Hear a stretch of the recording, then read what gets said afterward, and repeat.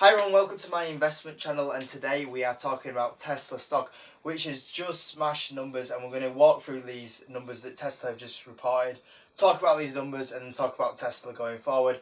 If it's your first time watching my videos or checking out my channel, then you won't know.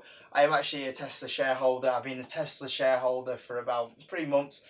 Previously, my kind of opinion on Tesla was that I was kind of on the fence with them. I was kind of waiting to see what happens, and then a couple of months ago, I kind of turned more into a bullish case for Tesla, and I feel like the stock was in a good position to go forward, and I also managed to get the stock at a nice discount when I invested. So since then, I've kind of concentrated on Tesla a little bit more, and when news comes out about Tesla, I'm kind of always checking it out and see what's going on. And the other day, it was kind of a really important day for Tesla because they were releasing their numbers for their deliveries, and there was definitely a lot of pressure on these numbers. A lot of analysts, definitely over kind of like the last 3 months, have been Tesla. There's a lot of analysts that have always been negative on Tesla, but over the last 3 months, it seems like quite a few more of these analysts have come out. There seems to be quite a few more. There was a lot of Tesla short sellers, and they've kind of seemed to gone quiet over like the last 3 months, but recently they've seemed to come back a little bit more. And I've noticed it on my videos as well when I've talked about Tesla in a positive way. I've seen a few Tesla haters, Tesla trolls that have come on the videos and kind of like hated on Tesla. That I've seen that a lot more since I've been talking about Tesla. But because of the pressure on, and a lot of analysts that have come out and said that there's not any more demand for Tesla, they've kind of gone, they've peaked. Other companies are catching up with them now. It seems like there was a lot of pressure on Tesla to deliver these numbers because it seems like the demand had gone. So Tesla actually released their numbers, and it was one of the only really car companies in America that was able to actually increase the amount of cars that they were delivering. There wasn't really a clear analyst expectations for it, but one or two of them were kind of going more around the 91,000 delivery mark, and Tesla actually delivered 95,200, which Elon Musk said it would be somewhere between 90,000 and 100,000 where they would deliver. So they got right pretty much bang on in that mark overall, which was really good, because if they were to struggle this month, I'm sure we would have seen a lot more hate, a lot more price target cuts, which I've seen recently. Going forward, a lot more people starting to think that Tesla aren't going to make profit this year, which previously a few people thought they would. But it was good numbers to come out with and a nice beat overall, and that kind of set the stock on a little bit of a spike before it pulled back just slightly a little bit. I've just put here that analysts were gutted that the numbers were so good.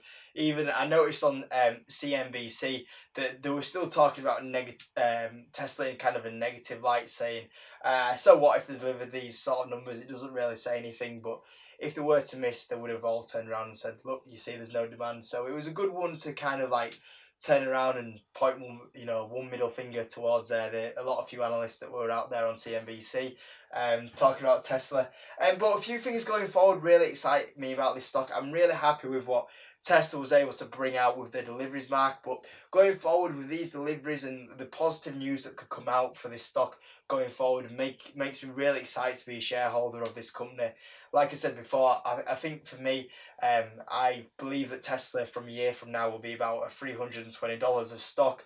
I think that's what it'll be about worth. With these deliveries coming out, it makes me kind of feel that next earnings will be pretty good.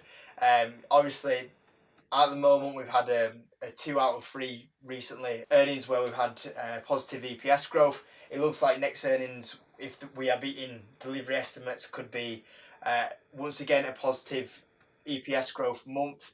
It looks like revenue will be a nice beat if we carry on delivering all these.